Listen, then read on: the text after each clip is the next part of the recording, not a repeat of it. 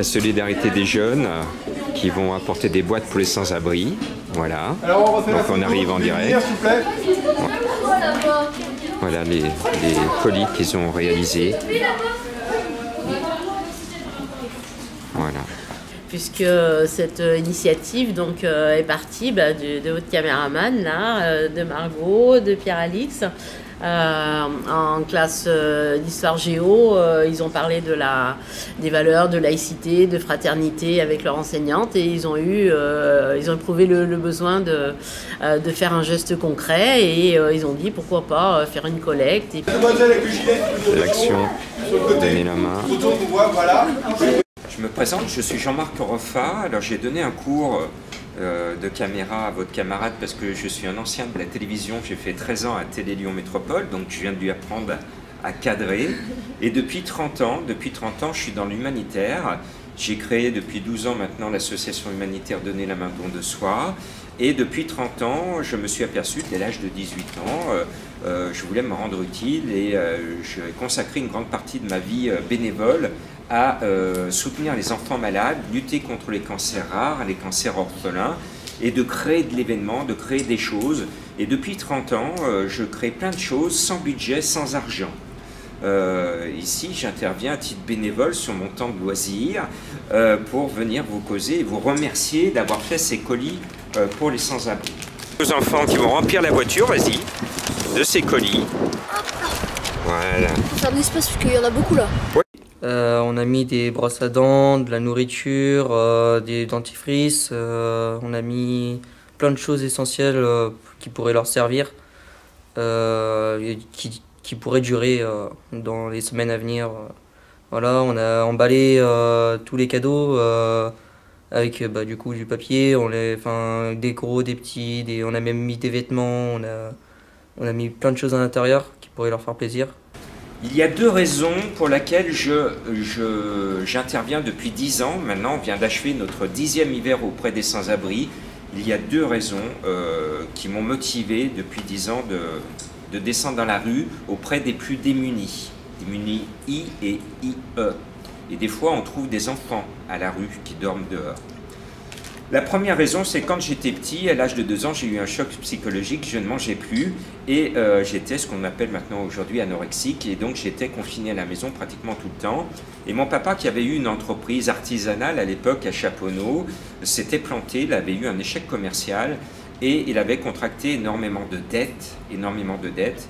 Et quand j'étais petit, quand j'avais votre âge, pendant plusieurs années, j'avais le malheur d'ouvrir la porte, même pas d'ouvrir la porte, j'entendais gratter dans la porte un serrurier qui entrait chez moi, alors que j'étais tout seul avec mon petit chien, avec un commissaire de police, un serrurier et un huissier, parce que mes parents avaient des dettes et on était menacés d'expulsion. On nous coupait l'électricité et l'huissier placardait un papier bleu dans l'allée pour que j'ai la honte auprès de tous mes camarades de l'allée. Et ça a été pour moi un grand traumatisme. Il y a une entreprise qui nous a donné du papier cadeau. Les élèves ont amené des produits d'hygiène, des vêtements, des enseignants aussi ont donné. Il y en a qui ont fait des dessins, il y a des boîtes où il y aura peut-être des petits poèmes, il y a des jeux, voilà. Ensuite, dans ma vie de journaliste à la télévision, j'ai eu un deuxième traumatisme du même type. Avec ma grosse caméra, j'ai été témoin de l'expulsion de camps, Manu Militari avec des CRS, en Rangers et avec des mamans et des enfants souvent très jeunes en pleurs évacués par la police et de façon pas très sympathique.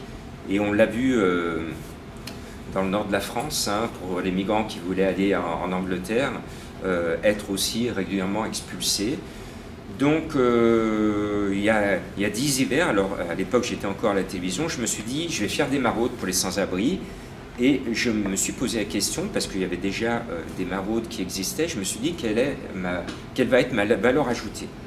Comme je suis journaliste, là, comme vous me voyez, je suis journaliste au Progrès, je me suis dit, Ma valeur ajoutée pour faire des maraudes, c'est de médiatiser ce que je fais et de lancer des appels au secours pour ces personnes qui sont à la rue. Et depuis 10 hivers, je lance des appels auprès de personnes, des hommes, des femmes qui sont en détresse dans la rue pour trouver du travail et trouver du logement. Ça marche bien, sauf depuis 2 ans, puisque depuis 2 ans, on a été confronté à la crise sanitaire et à l'époque, il y a 7, 8, 9, 10 ans en arrière, on avait des familles d'accueil. Et la crise du Covid a fait que d'un coup, les gens qui ouvraient généreusement leurs portes en France pour accueillir une personne à la rue ont refermé leurs portes parce que c'était compliqué en période de crise sanitaire de faire venir quelqu'un chez soi que l'on ne connaît pas avec tout. Un sans-abri ne peut pas respecter les gestes barrières par définition. Dans la rue, il est abandonné, il ne peut pas avoir une bonne hygiène, donc il ne peut pas se laver les mains, c'est très compliqué. C'est pour ça que nous, on leur a distribué pendant le confinement du gel, on leur a donné à boire, à manger, parce qu'il faut savoir que la pire des situations pour les sans-abri, ça a été à partir du 17 mars 2020, et jusqu'au 10 mai 2020, ça a été le confinement où tout un chacun, vous en souvenez, on a été obligé de rester chez soi. Moi, courageusement, j'ai voulu prêter assistance à ces personnes et le 17 mars 2020, le préfet de notre région m'a donné l'autorisation de pouvoir faire des maraudes. Et il m'a répondu en me disant « Mais vous pouvez continuer à faire des maraudes pour prêter assistance aux personnes vulnérables. » Mais j'ai été le premier en France à recevoir l'autorisation. Et les 15 premiers jours à Lyon, il y avait dans la rue plus personne, pas un chat. On entendait des oiseaux, on voyait des animaux sauvages se promener sur les quais. Et il n'y avait plus que les sans-abri, notamment dans le centre-ville, avec des matelas qui étaient dispersés sur la rue de la République qui, en pleine journée, est très fréquentée. Là, il n'y avait pas un chat, les sans-abri qui dormaient sur des matelas, les pompiers, les militaires et les maillots blancs de donner la main don de soi. Et au début, c'était dramatique parce que les sans-abri n'avaient pas de toit, ils n'étaient pas confinés, ils n'avaient plus à boire parce que le maire de Lyon à l'époque avait fermé toutes les fontaines de Lyon, donc ils ne pouvaient pas se laver les mains, ils ne pouvaient pas boire, les chiens des sans-abri ne pouvaient pas boire, et il faisait très chaud. Et donc on a été efficace, et on a eu au bout de 15 jours une effervescence, où il y a eu une 50aine d'associations qui nous ont rejoints, on a eu des grands chefs, on a eu des gens qui étaient au chômage technique, et notamment des triporteurs qui sont venus, nous ont prêté le matériel pour distribuer. On a eu une cantine qui s'est ouverte dans un local sur les pentes de la Croix-Rousse. On a des restaurateurs qui nous ont fait de la soupe, qui nous ont fait des produits qu'on donnait aux sans-abri. Il y a eu un grand élan de générosité. Les élèves de la SECPA ont beaucoup travaillé aussi dessus pour faire des étiquettes où ils ont recensé tout ce qu'il y a à l'intérieur des colis pour que vous puissiez, vous qui êtes en contact avec ces personnes, de savoir si c'est un colis pour un homme, pour une femme, quelle taille il y a dedans, des jouets de quel âge. Voilà, donc on est très content de cette opération et on vous remercie de les porter à leur destinataire. Très bien, merci pour eux. Donc le rôle de donner la main don de soi, c'est on intervient beaucoup en hiver. Pourquoi? L'hiver, donner une couverture le soir, au début de la nuit, donner une soupe chaude, donner à manger à cette personne, un gros pull, une parka, a la vertu de sauver la vie de cette personne qui va pouvoir passer la nuit en situation extérieure. Par grand froid, une personne peut mourir de froid. Alors souvent, cette personne meurt de froid parce qu'elle n'est plus dans son état normal, parce que beaucoup de sans-abri, malheureusement, pour se réchauffer, pour lutter contre le froid, et là c'est une bêtise monumentale, vous êtes des enfants, il ne faut surtout pas le faire et dire aux personnes, de boire de l'alcool pour se réchauffer. L'alcool ne réchauffe jamais. Résultat, certains sans-abri qui s'alcoolisent, eh bien, perdent quelque part connaissance, s'endorment et comme ils n'ont plus conscience du froid, ils vont mourir de froid. Voilà comment des personnes peuvent mourir de froid. Et on a le même scénario l'été, il y a des sans-abri alcoolisés qui meurent d'insolation parce qu'au début ils étaient à l'ombre, le soleil tourne en plein après-midi, puis ils restent avachis par terre et ils meurent d'insolation. Donc on a ce genre de profil. Donc je suis heureux de trouver vos boîtes parce que depuis 10 ans, mon équipe se déguise en Père Noël ou Maman Noël pour distribuer des boîtes. Et moi, je suis heureux aujourd'hui de voir les enfants que vous m'avez fait des boîtes cadeaux, comme si c'était Noël. Et on va avoir beaucoup de plaisir à les distribuer. Et moi, ce que je vois, c'est le regard pétillant des sans-abri, les femmes et les hommes qui reçoivent vos cadeaux. Parce que je leur dis, c'est des enfants qui l'ont fait. Et pour eux, ça a une valeur supplémentaire.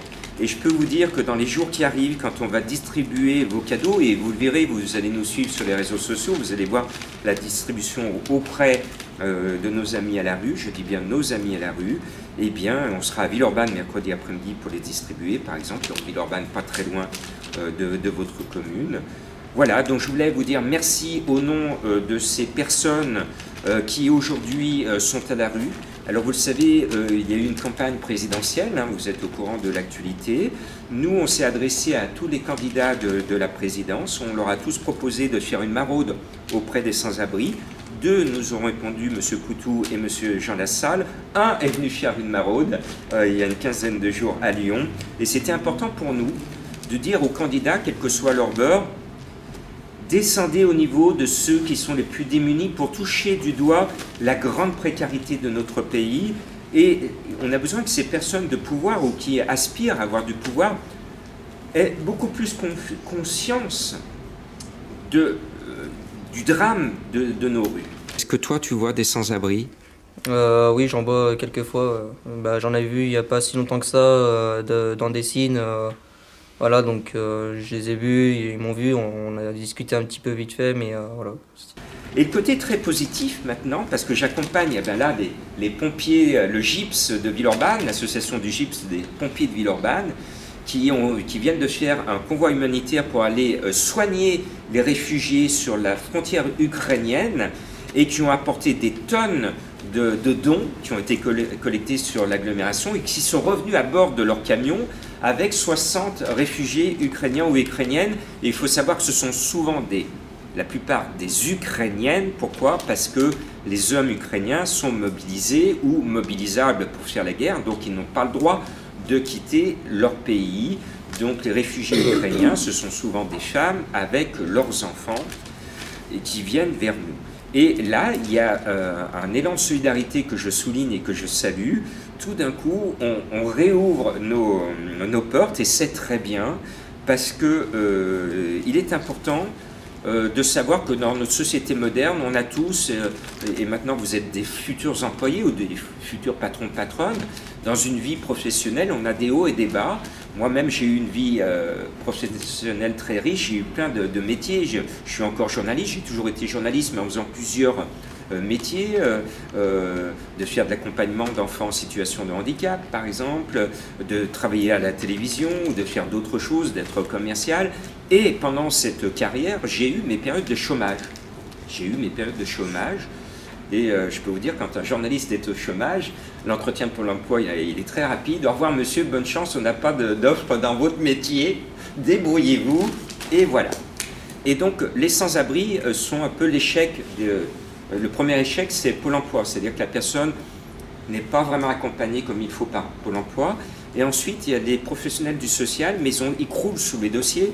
Ce sont des gens comme les infirmières, souvent, ou les aides-soignantes. Ce sont des métiers qui ne sont pas valorisés.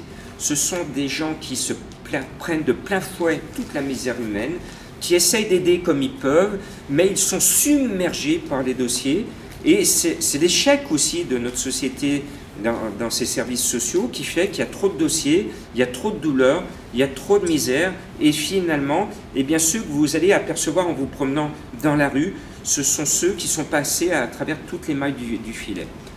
Maintenant, vous êtes des jeunes, je vais terminer là-dessus, vous faites des boîtes. Cette boîte est comme une bouteille à la mer avec un petit message positif. Vous ne savez pas qui va l'ouvrir. C'est exactement le symbole de la bouteille à la mer. Je peux vous dire que vous allez apporter du bonheur à cette personne. Parce qu'une personne à la rue, tous les gens, et j'ai une dame qui est rue de la République, vers le Monoprix de la rue de la République, qui m'a dit la semaine dernière, je me suis amusé à compter dans ma journée le nombre de personnes qui passent devant moi. Ce sont des milliers de personnes qui sont passées aujourd'hui devant moi. Sur ces milliers de personnes, même pas 10 m'ont dit bonjour. Bonjour. Donc voilà. Et cette dame, elle va en recevoir un de vos colis, elle va être heureuse de savoir que ce sont des enfants comme vous qui l'ont fait. Et comme vous êtes jeune, c'est comme au rugby, coup de pied à suivre, c'est-à-dire que l'avenir de notre pays, l'avenir de l'Europe, l'avenir de la Terre repose entre vos mains. C'est à vous de réparer tous les mauvais gestes des anciennes générations. Nous, je termine là-dessus, on fait aussi beaucoup pour l'environnement. Au mois de septembre, on va faire notre deuxième course rando aux déchets pour faire du sport, sortir de chez soi, mais pas bêtement, pas comme d'habitude, profiter de cette sortie sportive pour récolter les déchets qu'on voit sur notre chemin de promenade. C'est la course aux déchets de donner la main dans le soi. Et on rejette aussi du poisson dans son milieu naturel, on le détourne de l'assiette parce que c'est du poisson d'élevage qui va normalement dans la consommation humaine. On appelle ça l'opération Free Fish. Et on détourne ces petits poissons, on les remet dans leur monde naturel, un étang, une rivière sur la région. Et en amont, on récolte des fonds pour les enfants malades ou pour une association qui lutte pour la maladie d'un enfant ou d'enfants ou les cancers rares. Donc voilà, je vous donne la mission dans 10, 20, 30, 40, 50 ans de redresser notre monde en mieux.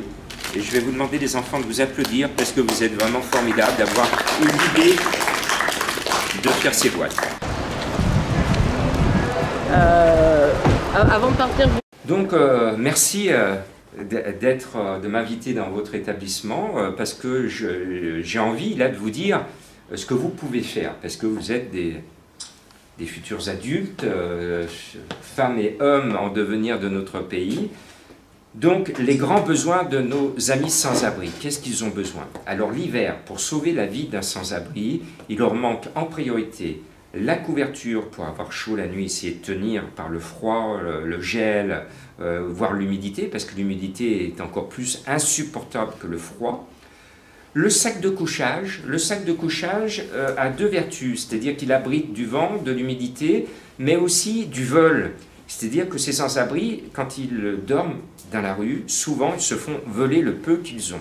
Le fait de leur offrir un sac de couchage, ils peuvent mettre leur papier et le peu d'argent qu'ils ont dans le sac de couchage et ils ne se font pas voler. Donc le sac de couchage, c'est la Rolls-Royce pour les sans-abri. Après, ce sont souvent des denrées non périssables. Un paquet de pâtes, par exemple, on ne le donne pas à un sans-abri. Il n'a pas le réchaud, il n'a pas de quoi faire généralement. Certains sont équipés, mais la plupart qui dorment à la rue n'ont pas d'équipement. Donc c'est plutôt tout ce qui se mange froid, les boîtes de sardines, de maquereaux, tout ce qui s'ouvre en un clic, les salades composées en un clic. Ça c'est très bien parce que le sans-abri non périssable va les garder et s'il ne mange pas aujourd'hui, il va peut-être les manger dans 15 jours ou 3 semaines au moment où il aura vraiment faim. Donc ça c'est important. Je vois qu'il y a des filles dans votre classe. Ce qui manque aussi aux femmes qui sont à la rue, c'est toutes les protections féminines. Et ça, elles en manquent parce qu'une femme a besoin de respecter une femme et elle a besoin de produits d'hygiène, de première nécessité. Donc souvent, on n'y pense pas, surtout un homme comme moi, je ne pense pas à ce genre de petits détails, alors que des femmes vont penser forcément, prioritairement, à ce genre de détails. Et le ou la sans-abri ont besoin en priorité d'un sourire et d'un mot. Bonjour. De s'intéresser. Toi, par exemple, tu es un jeune homme, si un jour tu fais une maraude avec moi ou avec d'autres, et que tu vas rencontrer une femme à la rue qui a tout perdu, et que tu vas lui dire bonjour, et que tu vas t'intéresser à elle, tu vas lui dire, voilà, j'ai ça, est-ce que vous voulez ça? Tu vas engager la conversation. Eh bien, cette femme à la rue, elle va se souvenir pendant un très long moment de toi, parce que dans tous ces gens qui passent sans la voir, il y a un charmant jeune homme qui a pris le temps de s'arrêter, de lui faire un sourire et de dire bonjour et de lui parler. Et c'est ce qui s'appelle de la chaleur humaine. Et la chaleur humaine a de la vertu encore plus chaude que la couverture. Donc c'est ça, parce que souvent, quand on est seul et qu'on se promène sur le trottoir et qu'on voit une dame ou un monsieur assis, Généralement, alors moi quand j'étais petit, j'avais tellement honte que je changeais de trottoir. J'étais très timide, je changeais de trottoir. À l'époque, c'est ce qui s'appelait les clochards, parce que ça me faisait peur. Et c'est vrai que cette situation de rue fait peur à tout un chacun quand on se retrouve seul, parce qu'on est confronté à une situation que nous, à notre toute petite échelle, on ne peut pas résoudre. Toi, tu ne vas pas pouvoir lui donner un toit, un travail, une situation qui puisse le tirer de... Tu ne peux pas tout seul. C'est pour ça qu'il faut qu'on soit unis, qu'on s'unisse. Par contre, toi, tu peux donner l'alerte. Tu peux appeler le 115, tu peux alerter tes parents en disant « Attends, je suis revenu de l'école, il y a un monsieur et une dame là dans le coin, là, il s'est mis là, mais j'ai l'impression qu'il va dormir à la rue. » Alerter, parce que cette personne peut être en difficulté. Si personne donne l'alerte, cette personne peut être en difficulté sans que personne s'en aperçoive. Moi, je vois à Paris, les situations de sans-abri sont très très compliquées. Je me rappelle d'avoir alerté des gens de la RATP sur quelqu'un que je pensais dans un très sale état qui était couché. J'ai été les voir et eux, ils étaient surpris que je donne l'alerte. Ils étaient surpris parce qu'ils connaissaient cette personne. Moi, j'étais simplement de passage. La situation m'inquiétait beaucoup. Il m'a dit non, on connaît cette personne et tout. Mais c'est compliqué parce qu'il y a des milliers de gens dans le métro qui passent devant quelqu'un qui est couché, qui pourrait être en détresse sur le plan physique.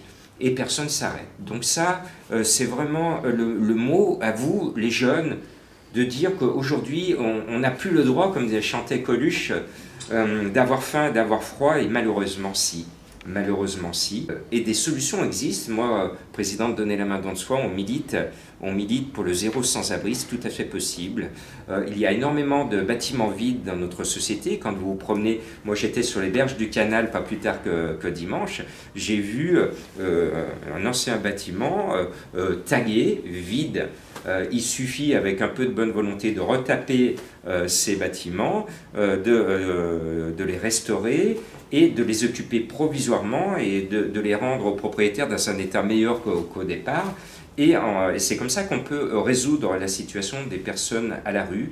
Et moi je considère, c'est mon mot de la fin, qu'une société ne peut pas s'élever si on laisse les plus pauvres et les plus démunis sur le trottoir. Il faut que chacun d'entre nous, à notre petite échelle, vous voyez, moi tout ce que je fais c'est bénévolement, au lieu de regarder la télé le soir, souvent je vais faire des maraudes, et bien je trouve que voilà, j'apporte ma petite pierre, c'est une petite pierre. Mais si chacun d'entre vous apporte sa petite pierre, vous allez construire un monde meilleur. Et donc, comme je disais aux plus petits d'entre vous, et maintenant vous êtes les grands, l'avenir, c'est vous qui portez l'avenir de notre pays, de l'Europe et de la Terre. Donc, on vous confie cette patate chaude, c'est à vous de faire mieux que nous, c'est à vous de faire mieux que vous. Je vous demande de vous applaudir parce que vous avez fait ces colis, c'est vous les héros du jour. Bravo à vous.